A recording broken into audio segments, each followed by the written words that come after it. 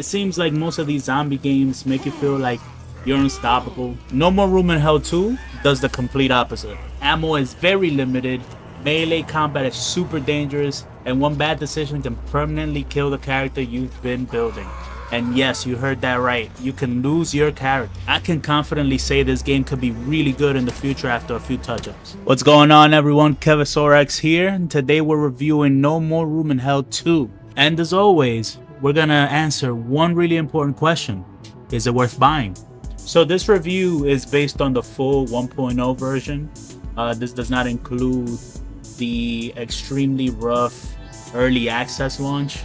There was early gameplay before the game actually launched. So the game has been improved considerably, but improved does not automatically mean it will be right for everyone. So let's start with what makes it different.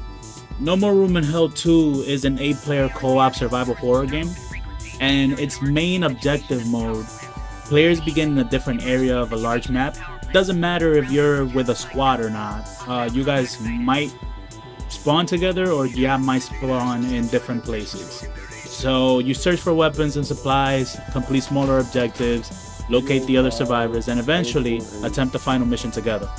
And this is not Left 4 Dead. You are not supposed to sprint through every location while effortlessly destroying a million zombies. The experience is a lot slower in this game, more deliberate, and much less forgiving. There are several aspects of the games you need to manage really well, like ammunition, stamina, healing supplies, infection. Yes, you do get infected and you have to take pills to keep the infection down for some time, and the amount of noise you make also. The game also uses proximity chat, which works really good in the game. So don't get scared if you hear somebody running past you screaming or maybe telling you to run. Do listen to them, run. Aside from proximity chat, the game really does atmosphere really well. It's so dark and sometimes you kind of don't hear anything. It's very quiet, and that adds a little bit more to the uneasy feeling of the game. Now let's talk about combat. This game's combat is pretty heavy and awkward. It's weird. That might sound like an insult, but it's not. It fits the game really well.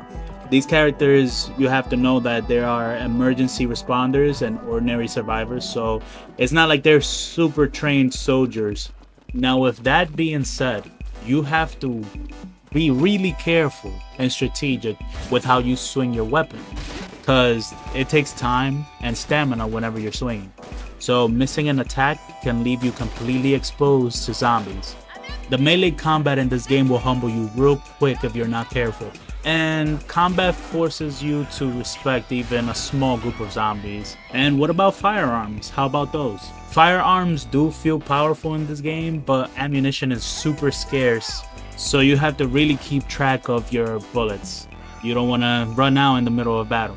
Also, remember, every gunshot attracts more zombies. But that's not the system that creates the most pressure in this game. That system is permadeath. Surviving missions allows your responder to earn experience, perks, and better starting equipment. So that gives you a real reason to keep that character alive, no? Yes. But if that responder dies, their individual progress is gone. So permadeath makes every risky decision more meaningful. So going back to rescue someone feels completely different when you could lose several missions worth of progress. The game sounds really exciting to play, but it still needs to get polished. So although 1.0 is a major improvement, the game still isn't up to par. Zombie behavior can sometimes feel inconsistent. Enemies may behave strangely sometimes, get caught on objects, or appear in places that make clearing an area feel less meaningful. The spawning system can also create pressure in ways that feel artificial rather than organic. I've seen these zombies literally get back up after I put them down. Another thing that I didn't like too much is the experience heavily depends on other players. If you are in a group that's coordinated, then you can have a really good game. But a silent and careless group that ignore objectives and abandon teammates can really destroy the run for you. Now, I don't know about you guys, but I wouldn't want to put my character's progression on those teammates' hands. So generally, recent reviews have been mostly positive.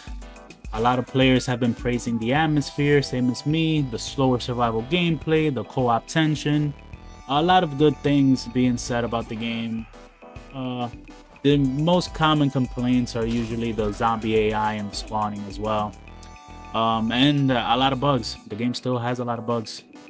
So, should you buy or skip? Well, I think it's a conditional buy.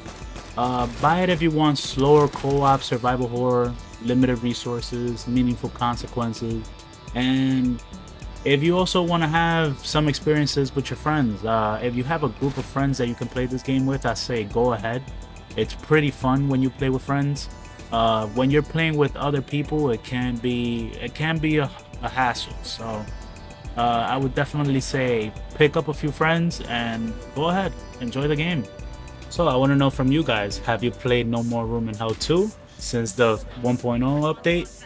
And do you think it has already finally redeemed itself, or does it still need work? And yes, let me know in the comments. Subscribe for more honest gaming reviews, and I'll see you in the next one. Peace.